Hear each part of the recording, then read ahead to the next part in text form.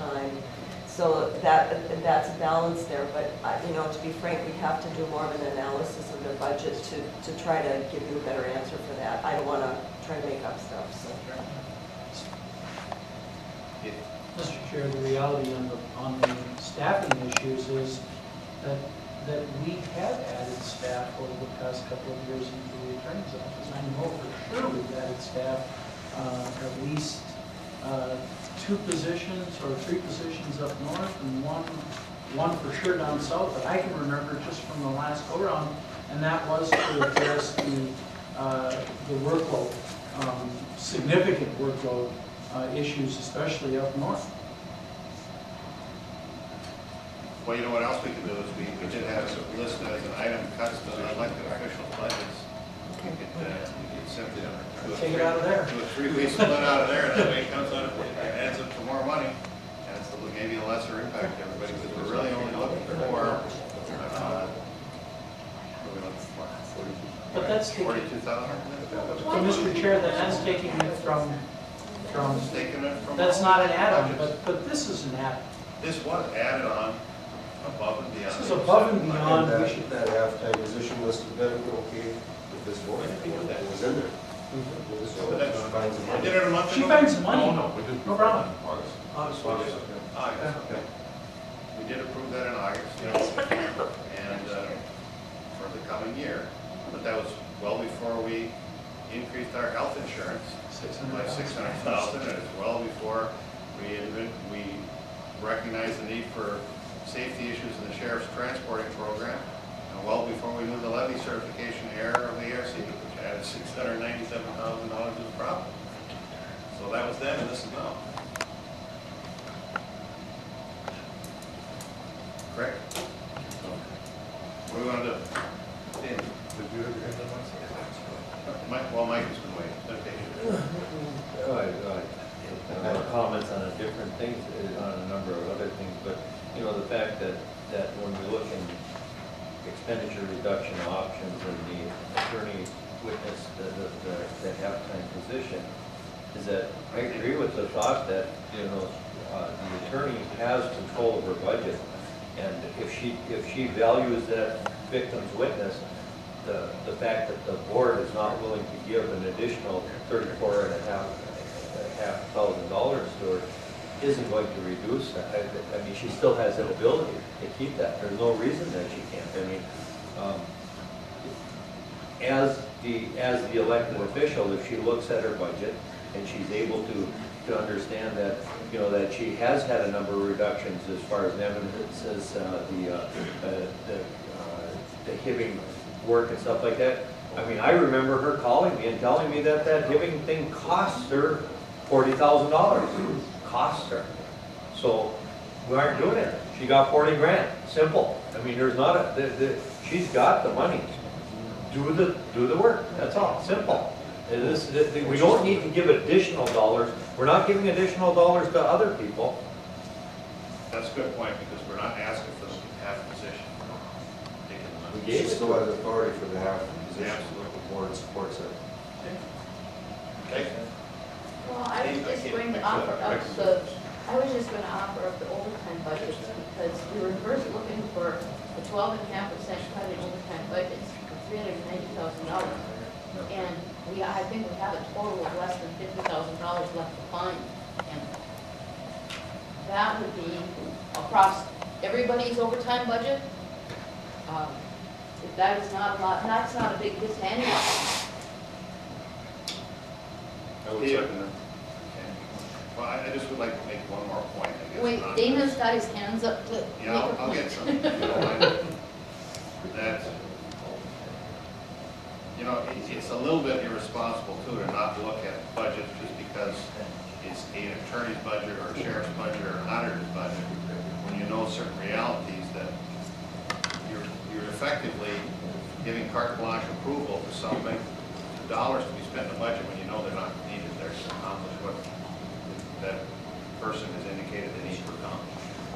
So if you want to treat them like everybody else, you take the money off, leave the position. If you want to treat them like there's someone special or different, then you add both of them.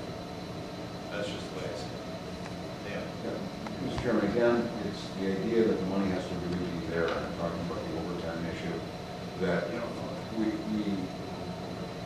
we have to be able, I don't want to recognize cancellations, money that we're going to get at the end of the year anyway, and call it a budget reduction. That's what I've been very consistent with all departments. They've said, well, we'll just hold positions open longer. Our response has been, fine, you show how you're going to hold them open for at least 6 months and that you wouldn't have filled them otherwise. Because otherwise, we could tell any department to cut $100,000 out of their budget, and they would say, okay, we'll just hold positions open. It's not real money, because those positions would not have been filled anyway. We budget, it's really important at the end of the year that we have as large a cancellation as we can. We don't, because that goes to fund our retiree obligations, it goes to fund our cash flow reserve. So I get real nervous, a small amount out of overtime, we probably can manage, but we're gonna have to lean on all of the departments individually to track it and to come in below their budget more than they would have otherwise. The sheriff is going to be substantially below his budget this year in overtime. And it's tough for us to say, okay, well, you've got to come in lower than you would have otherwise, and we don't know what you otherwise would have come in at. That's the tough part. That's the tough part. So I get real nervous in reductions like that, because we can't ever tell whether we ever got them. And one other point I'd make is that at any time during the next coming year after the first quarter, any department head that feels that there's something in their budget that hasn't been sufficiently had monies committed to it can come and ask for it. I ask for it if they can make a case, then this function is not getting accomplished because the dollars were taken out and the need is there, whether it's the auditor, the sheriff, solid waste, you name it, not solid waste, to come up with. They can come and make those arguments, and then the whole budget picture is going to be clearer than any. Mike? Steve, excuse me, Mike, this time. Good, Steve, you bet. I'm just going to clarify, I know someone has said about the actual number of staff in the attorney's office. It actually, if you look on their budget, 2008 through 2010, in the blue book, the budget ones, it went from 67.8 in 2005 up to 70.8 in 2006. And then we adopted 67.8 in 2007. And really they're just suggesting they go back to 70 in 2008, 9, and 10. No. So, Mr. Chairman, you got stuff moving around without any change. Part of that's the examiner titles.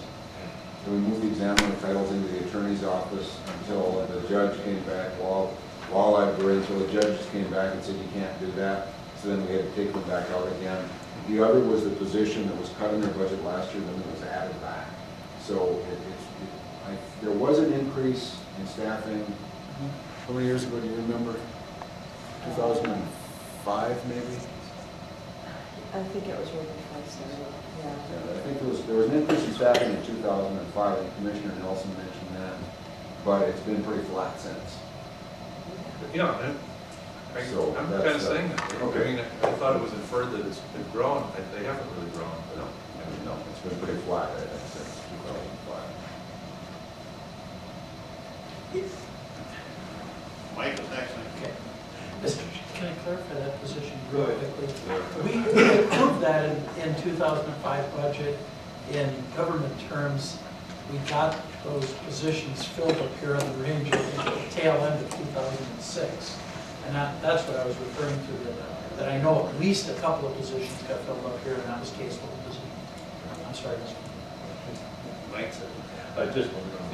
Just my thoughts there, and for whatever they're worth there, and they may not be worth a lot there, but, as we look at, and Dina kind of alluded to it there, as we look at the reduction in overtime budgets and those other things there, we have to be real about things. And in government, real isn't something that government does. I mean, all you have to do is look at the state, you look at the federal government, and the best example of how we aren't real is that when the health insurance came out there, we knew that in order to keep the funds safe, we had to be above 20%. That's what we had to be. But we only went to up 12.5%, even though the Blues told us to go up to 15%.